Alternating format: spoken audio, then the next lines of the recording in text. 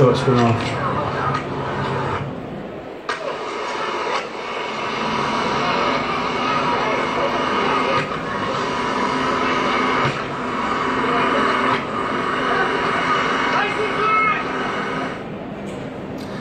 Moving on to the John Higgins case, where he was lured to the Ukraine by News of the World, but they pretended to be agents trying to, the allegation was that they were setting him up to take a large bribe to throw a match that they would then bet on. So the News of the World had published this footage. They disguised the fake agent's voice, pitched it down, so I just pitched it back up to try and disguise it.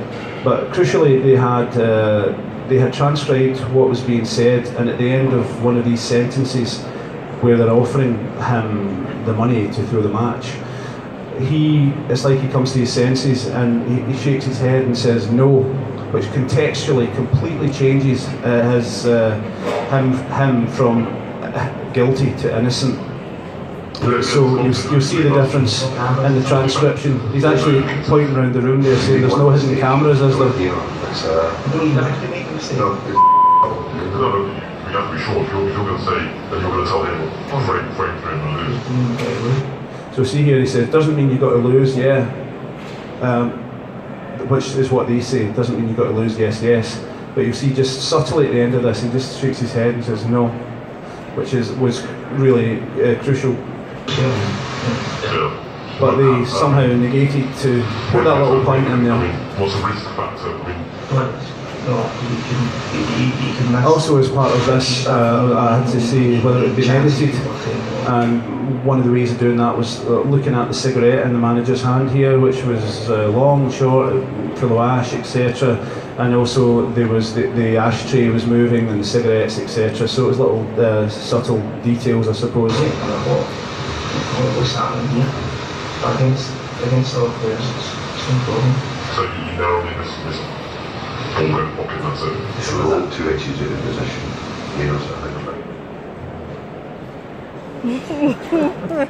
If any of you have seen the drama a few months ago, Little Boy Blue, about the killing of the Rhys Jones, we did all the work for Merseyside Police and Serious Organised Crime Agency on the enhancement of the covert audio and the transcription and the subtitling. So this is the same footage that was shown in the drama, where in the house of James Yates, who is the boy you see next in the top right, he is the boy that supplied the gun to the gunman, who is Sean Mercer on the top left, who was 16 at the time. And the police had put a probe, a microphone into a few houses and were recording everything for weeks and weeks and weeks. And I worked about 12 hours a day, 7 days a week for months on this case. And here, the footage that you'll hear and see here is the parents of James Yates talking to their son about taking the SIM card out of the telephone to burn it. So you hear the mother saying, take it out and burn it, and you hear the click of a lighter. They were going to put it in some methylated spirits to destroy it, because the phone would contain texts that link James Yates to Sean Mercer to the killing.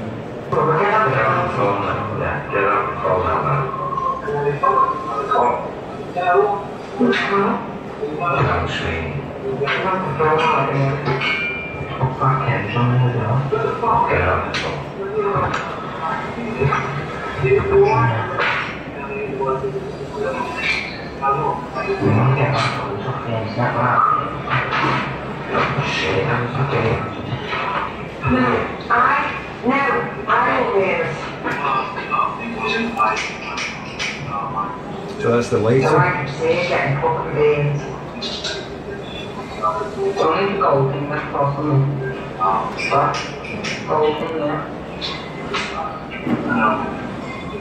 So we have many years of experience in covert audio and the issues around covert audio.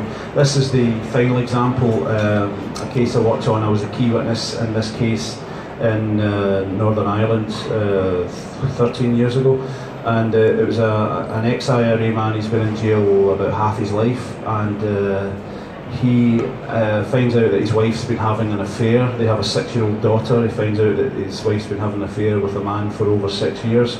And in a pre-release weekend, before he's released from jail, he gets out the weekend, I don't know why, him and another man break into the victim's house, her ex-boyfriend, and he's lying in bed with his girlfriend late on a Friday night, and they go into the room and 2 shots are fired. One shot goes through his eye and kills, he shoots him in the head at point blank range and kills him instantly. The other shot goes bang, but there's no round, comes out, there's nothing found. They believe that it was the wrong calibre. A lot of the IRA weapons, they may have used a slightly smaller round, so the gun went bang, but nothing came out. The police quickly ascertained that, came to the belief it was he was the suspect, and they put a probe in the prison. So I had audio of 3 meetings, and here we hear him talking to his then 14-year-old son about killing someone in prison who is hacking him off. His son's now in jail with him for murder.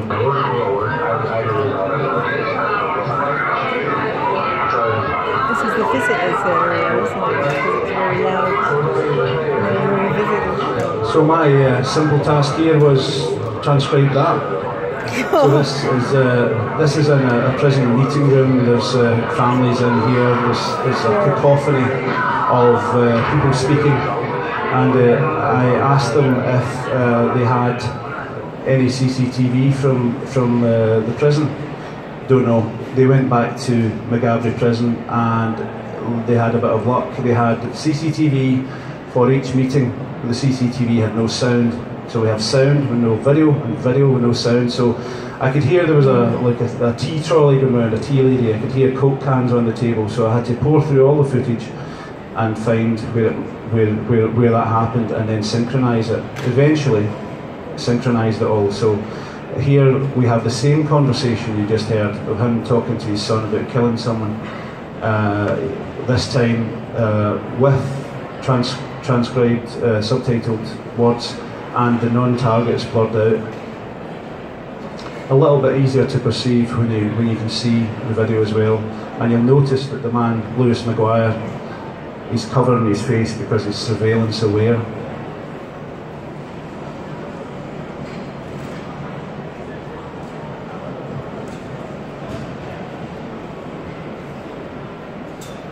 We'll get there.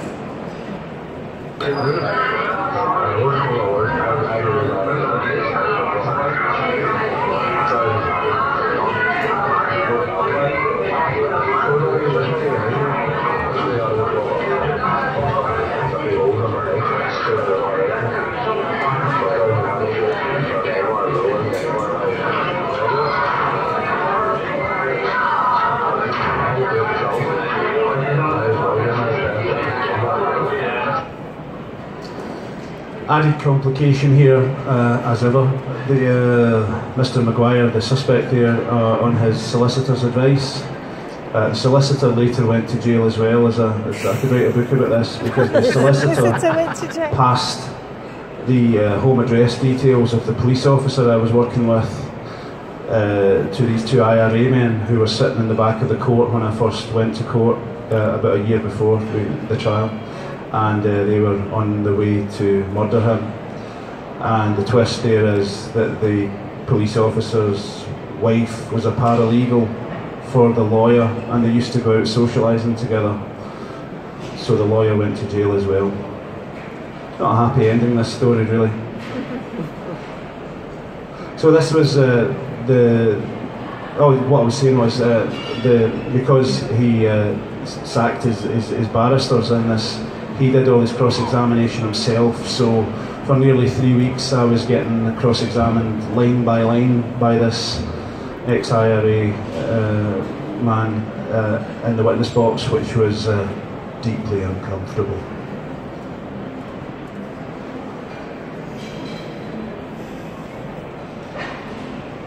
But as I say, this was probably key evidence in the case, this clip. Oh, I'll press play, that's good.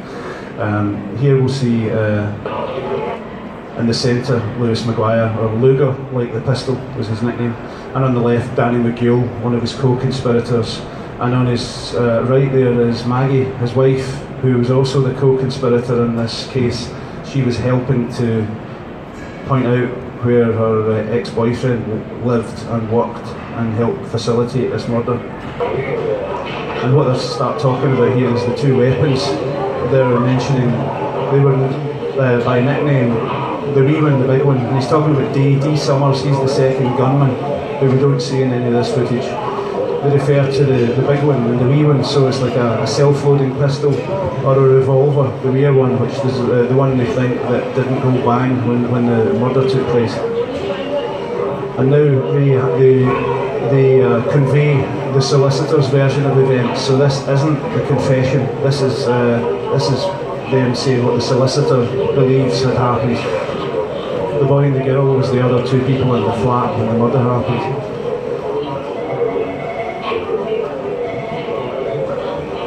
And that's the shot that went bang that never hit anyone. So this paragraph here was crucial. I put in over 500 hours on this case. It was arduous. So what they're saying here is he only got one blatter.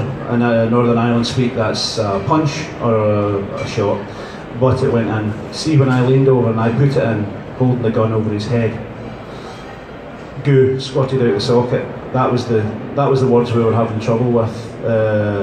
But they were basically saying that the eye explodes. The eye exploded when he was shot in the eye. So that took probably a week to transcribe this, slow it down, time stretch it out, and work out what was being said. But if you'll notice when he says that, you'll notice that he gesticulates out of the socket. He gesticulates what he's saying. He backs it up with his movements. I got one blatter, but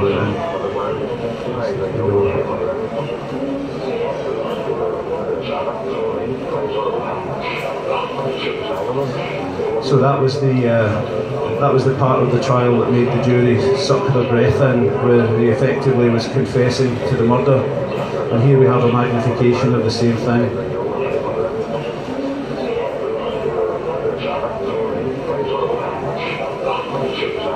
So he got 24 years without the possibility of parole, and that is the end of the presentation. If you have any questions, I will happily take them now or outside, or we're at 331 till 4 o'clock if we haven't already passed 4 o'clock. So thanks for your time. Another clap. Whoa! Yes, sir. DNA and fingerprinting has come a long way over the last few years. I was reading the other day that there's now a mechanism where they can actually get the fingerprinting and the DNA from burnt clothes. Can you comment on that? Is that correct? Not my expertise. No, sorry, that's not an area I cover. I don't do that type of thing. No.